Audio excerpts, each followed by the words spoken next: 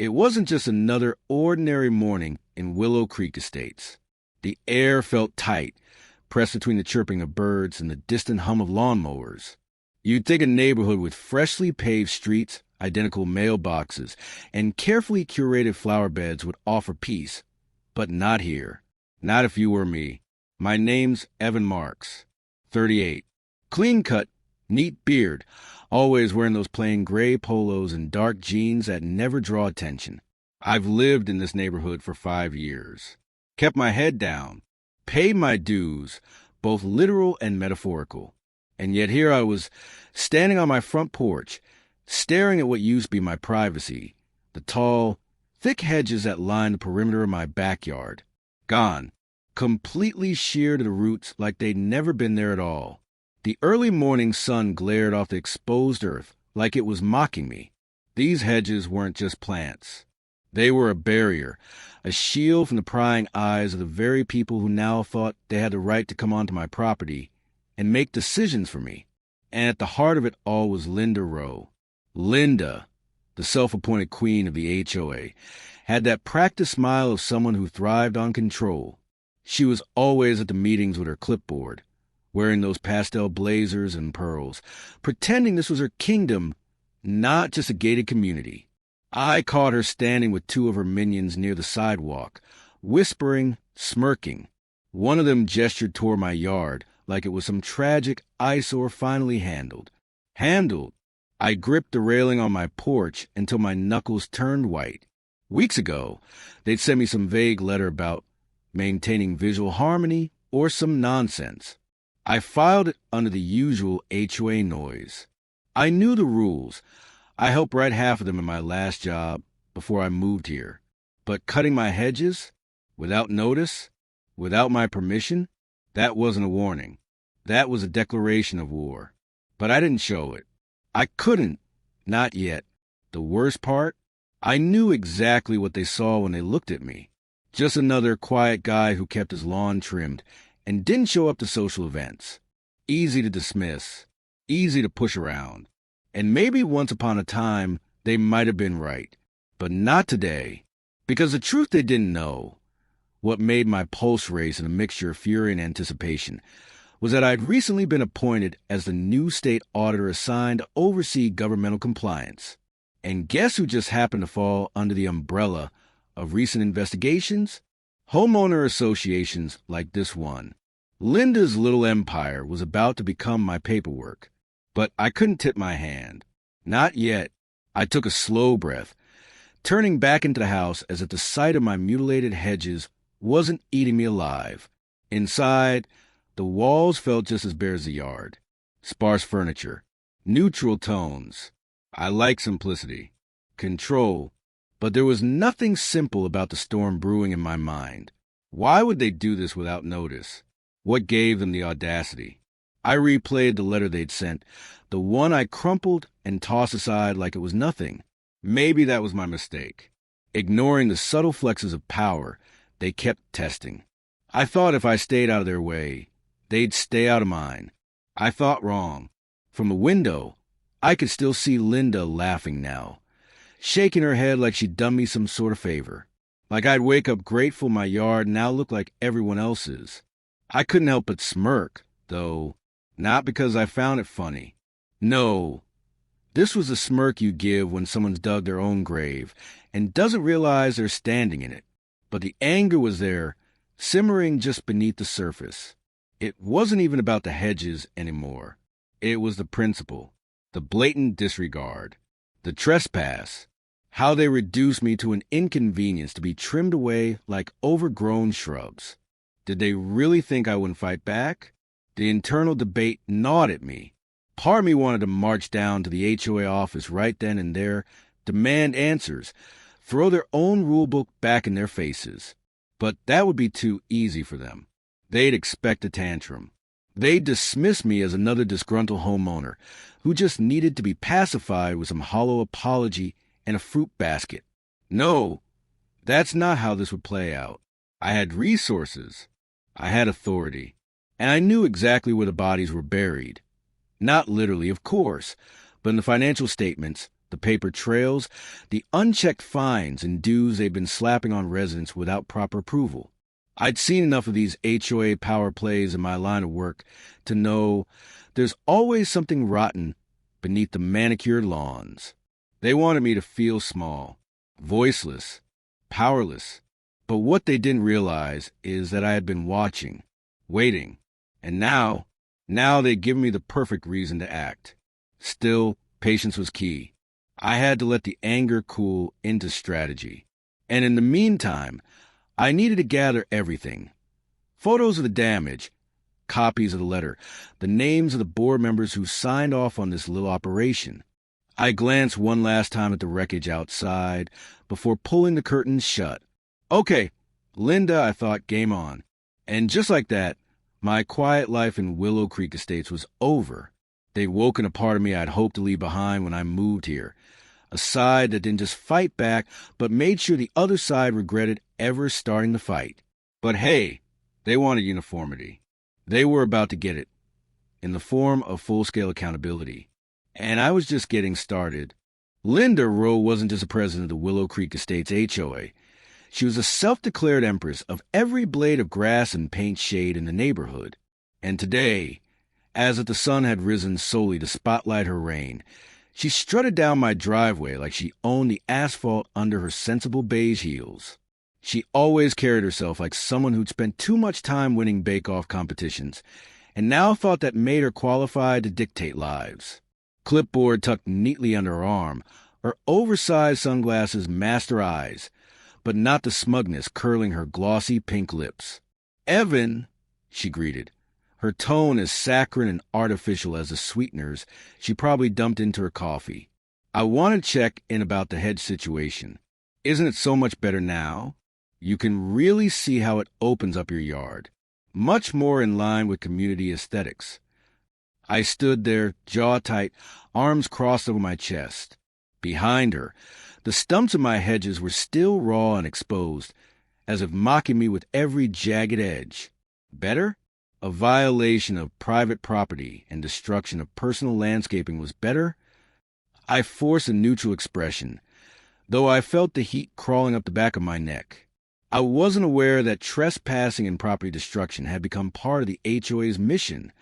Linda tilted her head, as if I were a child struggling with basic arithmetic. "Oh, Evan, you received a letter, didn't you?" We gave ample warning.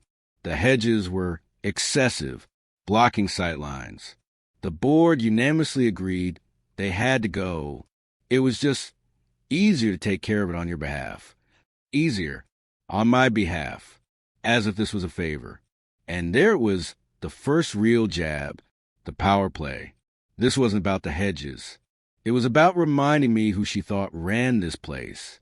She was used to people backing down, complying, smiling politely as she bulldozed their preferences with her weaponized bureaucracy. But I stayed still, calm. "Funny," I said, voice steady. I didn't realize my personal landscaping was a group decision. Linda gave a dismissive wave, glancing toward her clipboard as though this conversation was already taking up more of her valuable time than necessary. "Well, you know how it is. We all have to make little sacrifices for the greater good. I mean, we can't have one house standing out like a sore thumb. It disrupts the visual balance. You wouldn't want that, would you?" She said it like a question, but it wasn't.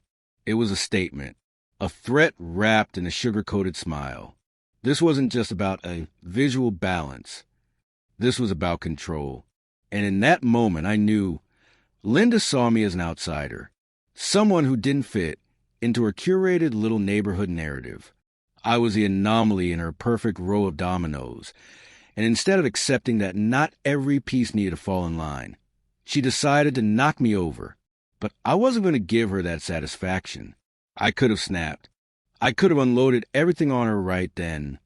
The legal violations, the paperwork I was already collecting, the state-level authority I held that could make her clipboard shake in her hands. But no, not yet. I needed her comfortable, overconfident. I needed her to believe she'd won this round. So I shrugged. I suppose what's done is done.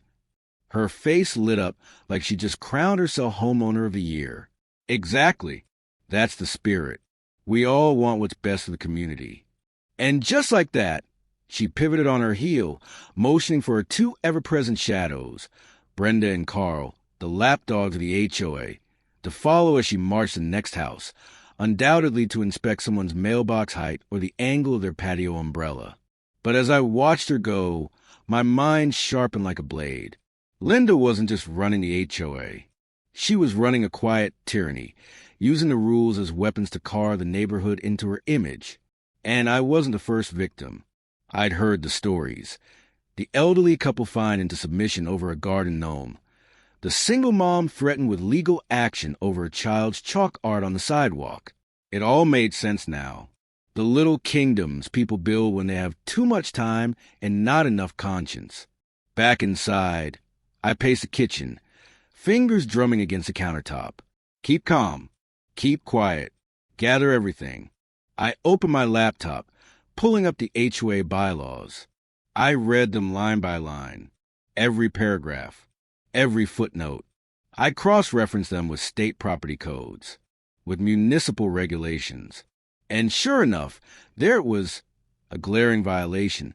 Linda and her board had no authority to remove landscaping from private property without explicit, documented homeowner consent. A letter wasn't enough. And even that letter, it hadn't followed proper procedure. And yet I waited. Why? Because I knew Linda. And Linda wasn't done. This was just her opening act. And sure enough, over the next week, the hits kept coming.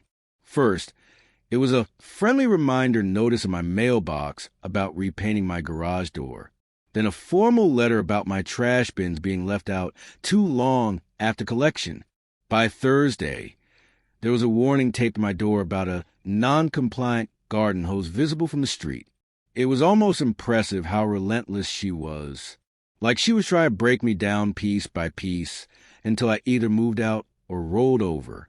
But each time, I met the notices with the same quiet, unwavering response. Acknowledgement without submission. I fixed nothing, replied to nothing, just kept gathering the evidence. And as each notice piled up, so did my case. But empathy? Yeah, that's the thing.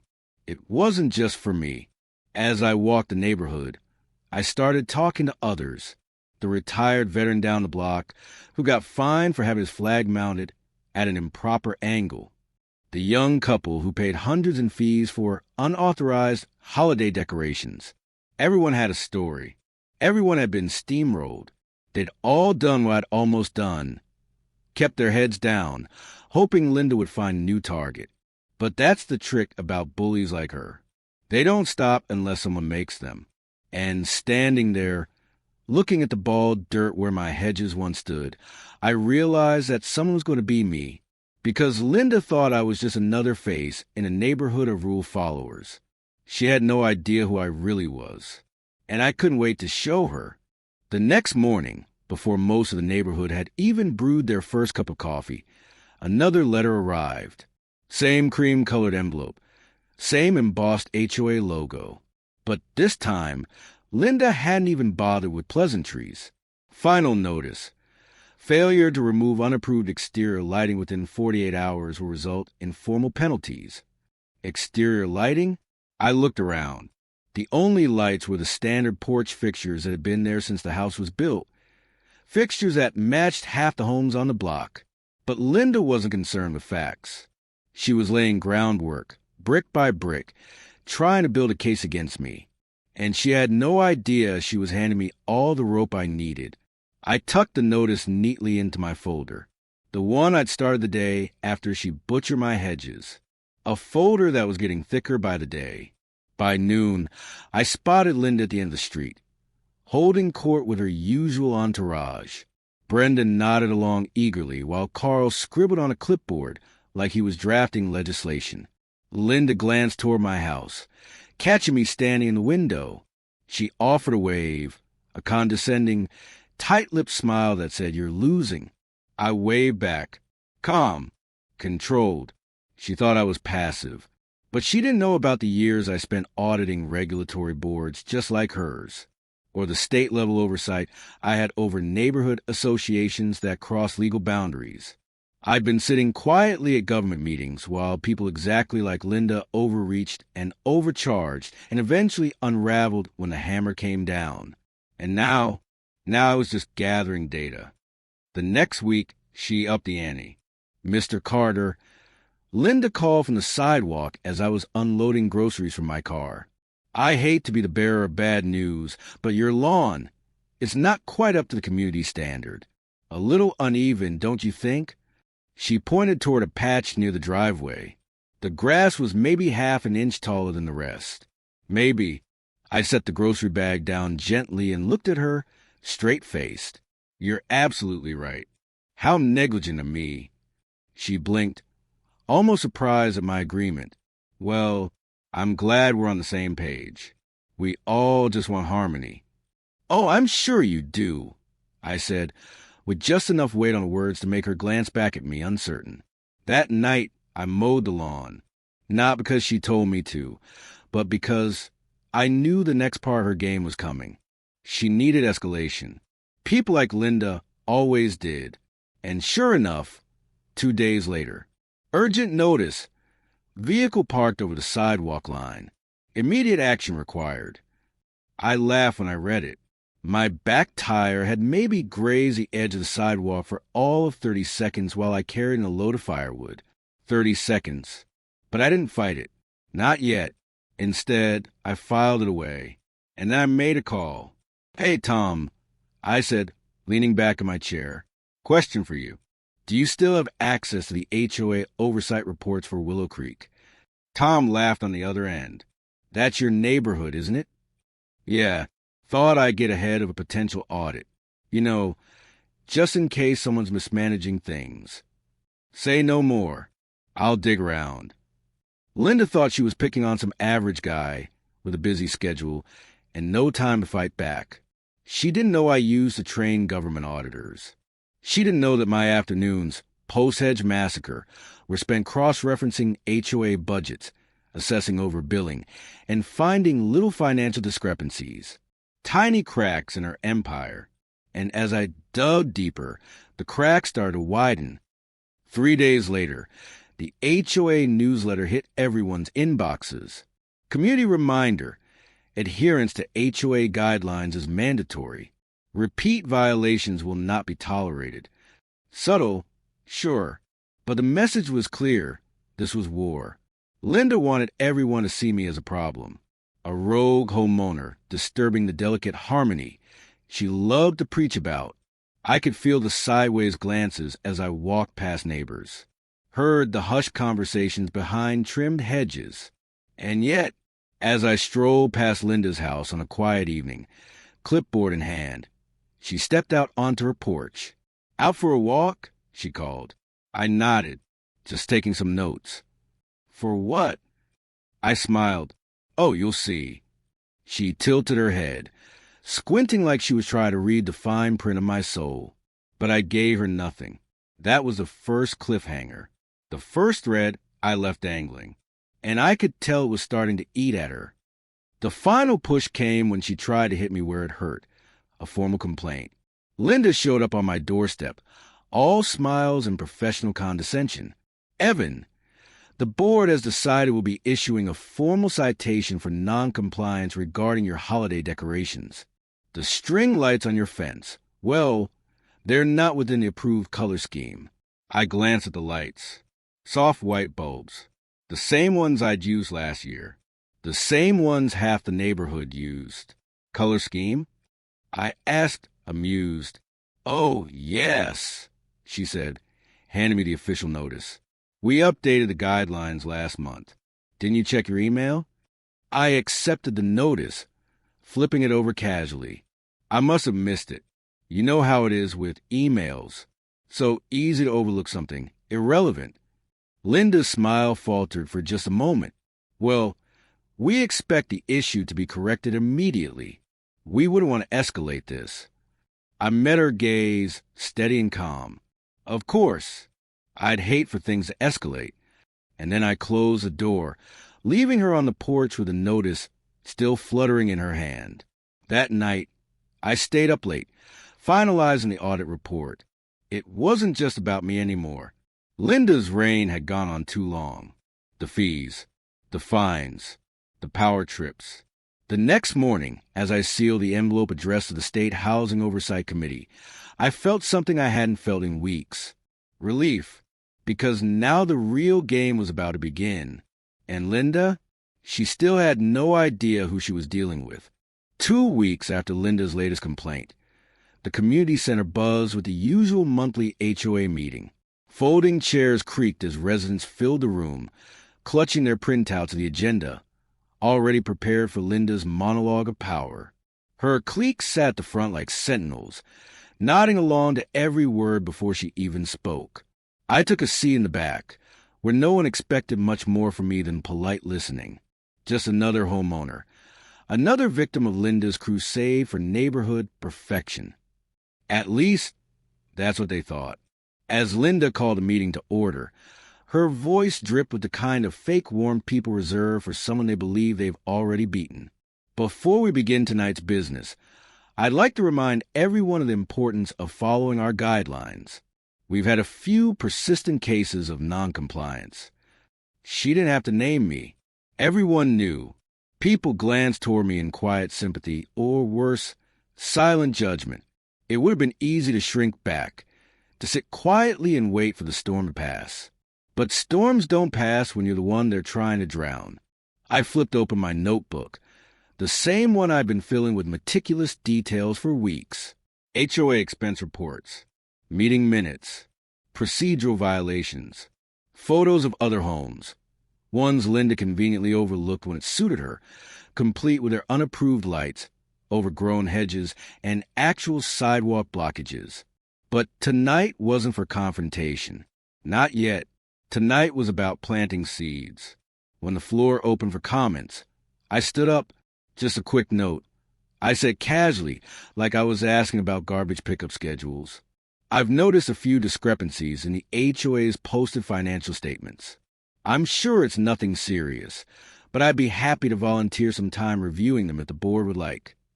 Linda blinked. She wasn't expecting that. Not from me.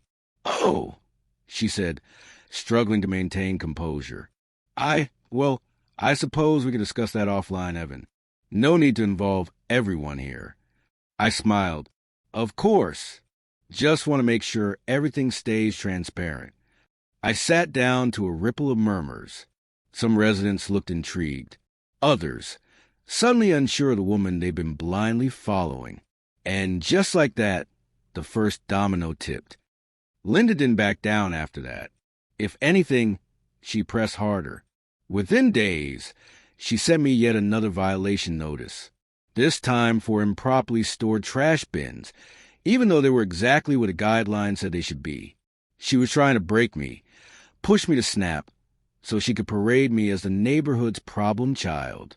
But I didn't give her the satisfaction. Instead, I smiled when I saw her in the street. Hope you're having a good day, Linda. I'd say, calm as ever, that only made her more frantic. But behind the scenes, the pressure was shifting. Emails trickled in from neighbors I'd barely spoken to before. Hey, Evan, notice you mentioned the budget. Our dues have gone up, but I haven't seen where the extra money's going. Mind if I take a look at those reports too? Word was spreading. Quietly, sure, but it was growing. Doubt had crept into the edges of Linda's empire, and I kept feeding it one subtle move at a time. Meanwhile, my real work continued. Most evenings, after dinner, I'd retreat to my home office. There, I combed through every line of the HOA's financials, every contract Linda had greenlit without proper member votes, every expense marked miscellaneous that didn't quite add up, and slowly a pattern emerged. It wasn't just overreach. It wasn't just a power trip. It was misuse of funds. Vendor payments that circled back to companies linked to Linda's friends. Landscaping contracts inflated well beyond market rate. And it all added up to a paper trail she couldn't bury. By the end of the week, my report was nearly finished. I knew that once I submitted it to the state auditor's office, there was no turning back. But more than that, I knew Linda's days of unchecked control were coming to an end. Still, I held my cards close. I wasn't ready to play my hand, just yet. The Real reveal needed an audience. A few days later, Linda showed up at my door unannounced. I opened it to find her standing there with another letter in hand. This one already folded and creased from where she'd been clutching it too tightly. "Good afternoon, Evan," she began, her smile tight and forced. "We've noticed a few concerns with the shrubs along your side yard. They're beginning to look unruly."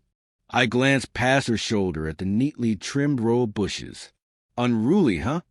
I asked. "It's important we maintain standards," she said. But there was less confidence behind the words now, almost as if she sensed something slipping out of her grasp. I nodded slowly. "Sure, I'm actually reviewing standards myself. Quite thoroughly." Her eyes narrowed. "What's that supposed to mean?" "Oh, nothing you need to worry about," I said. "At least, not yet." I watched as her jaw tightened. She wanted so badly to ask, to demand what I was hinting at, but she didn't dare, not without tipping her hand. Instead, she shoved the notice toward me. "Please address it promptly." I took the paper and nodded. "You bet." And then, as she turned to leave, I called after her. "Hey, Linda?" She stopped but didn't face me. "Hope you're free next Tuesday night. Got something special planned for the meeting." She stiffened but didn't respond. Just walked down my front steps with her shoulders a little tenser than before. Inside, I placed a notice on my growing stack. Tuesday couldn't come soon enough. And when it did, well, that's when Linda would finally find out just how unruly things were about to get. Tuesday night arrived with an eerie stillness hanging over the neighborhood. It was as if the entire block knew something was brewing, but no one could quite name the storm. People filed into the community center, more than usual, whispering and casting glances at Linda, and then, curiously, at me. Linda sat at her usual place at the front table, wearing her signature blazer, her lips pressed into a smug little line, as if she already knew she'd be declaring some new violation, some new way to tighten her grip. The usual suspects of her inner circle lined up beside her like a defensive wall. I could tell she thought tonight would end like every other meeting, with her word as law. She hadn't noticed the stack of folders I brought in, or the briefcase, or the quiet, unassuming man who entered behind me and sat quietly by the door, tapping at a tablet. Someone she'd never seen before. Someone who happened to work with the state's office of the Auditor General. I didn't sit in the back this time. I took a chair right at the front, just off the side of the board, and placed my materials in clear view on the table. I could feel Linda watching me, trying to piece it together, her brow furrowing slightly as if sensing something just out of reach. The meeting opened as usual. Roll call. Minutes approved. The first few agenda items droned by. Parking complaints, lawn ornament disputes, all the usual HOA theater. Then came general concerns. Linda cleared her throat. "Before we proceed, I'd like to address a persistent issue regarding property standards at Mr. Evans' residence. Specifically, repeated noncompliance that threatens the visual harmony of our neighborhood." There it was, her last swing, her final attempt to assert dominance. The room quieted. All eyes shifted to me. I stood, calmly buttoning my jacket, and spoke into the microphone. "Actually, Linda, before we get too deep into my hedges again, I have a presentation to share. It pertains directly to the financial stewardship of this HOA, or rather, the lack thereof." A ripple moved through the audience. Linda's smile faltered for the first time. "I'm sorry," she said, laughing nervously. "We really don't have time for—" "We do." I nodded toward the man at the door, who stood and introduced himself. "James Riley, Office of the Auditor General.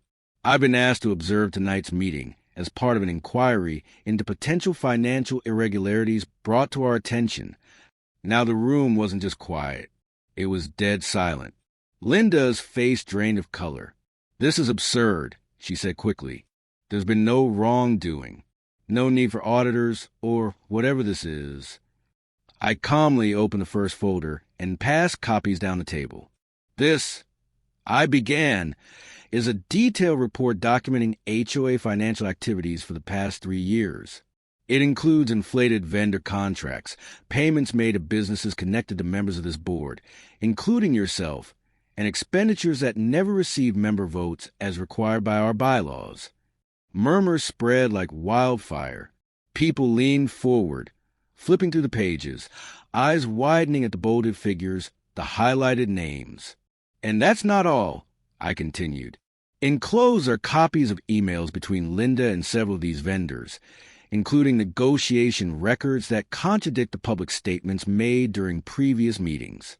These contracts were deliberately padded to siphon funds, our funds, into private accounts. Linda sputtered. You don't have the authority. I do. I cut in, my voice sharper than before. In fact, I've had the authority for quite some time. You see, I'm not just some quiet homeowner. My full-time job is forensic auditing for the state. When you and your board illegally entered my property and destroyed my hedges, it wasn't just an overstep. It was a perfect opportunity to finally examine why this HOA has been so aggressive with certain homeowners and why our dues have nearly doubled without visible improvements. I paused, letting that sink in. The weight of my words hung over the room like a guillotine. Linda's hands gripped the table. Her usual retorts were gone.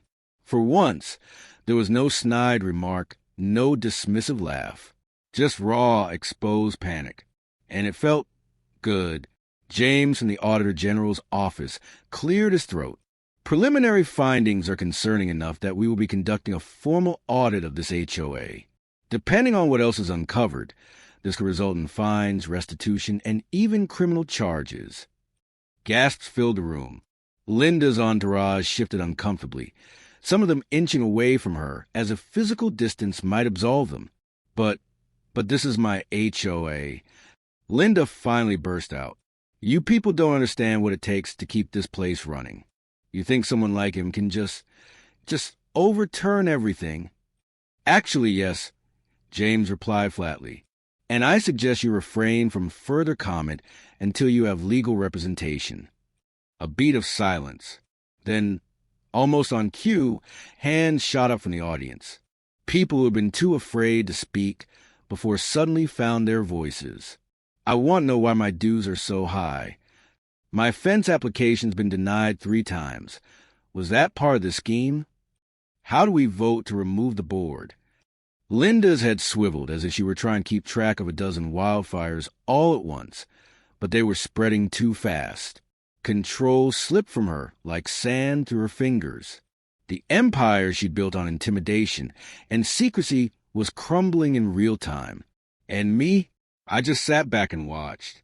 For months, I'd endured her petty violations, her snide remarks, her smug assumption that I was just another powerless resident. And now, under the harsh light of the projector and the weight of undeniable evidence, her reign was over. James closed his tablet and stood. We'll be in touch with formal proceedings. Until then, I recommend the board pauses any major decisions or actions. Linda didn't even respond. She just stared blankly ahead, the realization settling over her like a cold fog. The meeting adjourned amid chaos, neighbors clustering in small groups, conversations buzzing. Some people came up to thank me quietly. Others offered their own stories of Linda's overreach. For the first time, there was real community here, and not the kind Linda had tried to manufacture with threats and fines. As the room cleared out, Linda remained seated, staring at the paper spread in front of her. I gathered my things. Before leaving, I leaned down and whispered, just loud enough for her to hear, "You should have left my hedges alone." And with that, I walked out, the balance of power finally shifted. The days following that unforgettable HOA meeting were nothing short of transformative, not just for me, but for the entire neighborhood. News of the audit spread like wildfire. What had once been a quiet street full of subtle tension and hushed whispers was now a community buzzing with purpose. For the first time in years, people weren't afraid to speak up. As for Linda, her downfall was as swift as it was poetic. By the end of the week, the Auditor General's office delivered a formal notice to the HOA board. Linda was suspended pending the investigation. Word came quickly that multiple fraudulent transactions had been confirmed. Inflated landscaping contracts, overpriced maintenance fees, personal expenses disguised as HOA costs. Every single bit of it traced back to Linda and her closest allies on the board. Within 2 weeks, Linda had resigned. Correction, she was forced to resign, though they let her make it sound voluntary in the public notice. Her carefully curated facade of authority and elegance shattered into fragments as neighbors turned their backs on her. The same people who once cowered before her, avoiding eye contact during meetings, nodding at her commands, were now the ones demanding repayment and justice. The legal system took its turn next. Charges were filed. Restitution was demanded. The very empire Linda built by exploiting the community crumbled under the weight of her greed. And when it was over, she wasn't just gone. She was a cautionary tale. I heard she moved 2 towns over, hoping for a fresh start. But the digital trail of her misdeeds followed her like a shadow she couldn't shake. And the board? Overhauled completely. A special election was held to replace every remaining member. For the first time, people who genuinely cared about the neighborhood stepped up. Residents who weren't looking to pad their own pockets, but to actually improve the place. I didn't run. I had no desire to sit at that table permanently. My work was best done in the background, but they did ask me to consult. And this time, when I spoke, people listened. The real victory, though, wasn't just in watching Linda fall. It was in witnessing the neighborhood heal. I remember standing in my front yard a few weeks later, looking over the remains of my hedges. They were still struggling to regrow, uneven and patchy from a massacre Linda's crew had inflicted. But somehow, they didn't seem as important anymore. What mattered more was what they'd led to, a change I never thought possible. Neighbors who had barely nodded at me before now stopped to chat. People shared ideas about better ways to use the HOA funds, community gardens, new benches, actual improvements we could all enjoy. There was laughter again, not forced or nervous, but real and easy. The man next door, Paul, who used to scurry inside whenever Linda's patrols rolled by, came over one evening with a 6-pack and a grin. "Never thought I'd see the day," he said, nodding toward the community center down the street. "Neither did I admitted, but I guess sometimes it takes someone pushing too far to finally make things snap." He clinked his bottle against mine. "Well, I'm just glad you were here when it happened. You saved us all a lot of misery." I shrugged. I just didn't want them cutting my hedges again. But the truth was, it had become about much more than that. One evening, after the final audit report had been published and Linda's replacement had been sworn in, I sat on my porch and watched the sunset paint the sky in streaks of orange and pink. The air felt lighter than it had in months. Maybe years, and I found myself reflecting on the whole ordeal. Funny how life works. When Linda first started her crusade against me, I kept wondering why she'd chosen my property to target. What made me different?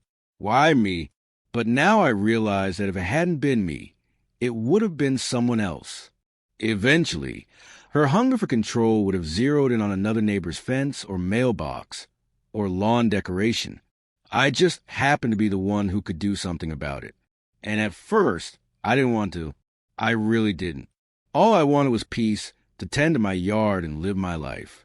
But there's something about being pushed, about being underestimated and disrespected, that lights a fire in you, one that doesn't burn out until justice is done. Looking back, I wasn't angry at Linda anymore. Pity, maybe. She'd built her entire identity on power, on controlling others, and when it was gone, there was nothing left of her. No real friends. No legacy. Just scandal and exile. But me? I gained something she never had. Respect, community, and peace earned the hard way. In a strange, twisted way, I owed Linda for that. But don't get me wrong. If I ever see her coming down the street again, I'm installing floodlights and cameras before she even gets within shouting distance. I guess what I learned through all of this is that sometimes the battles we try to avoid end up being the ones that shape us the most. The ones that pull us out of our comfort zones and force us to stand up, not just for ourselves, but for everyone around us. People think resilience is about being tough all the time, but it's not.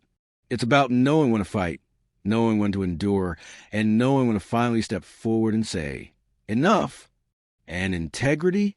That's the part you hold on to when no one else is watching, when you can cut corners or stay silent and hope someone else takes the heat.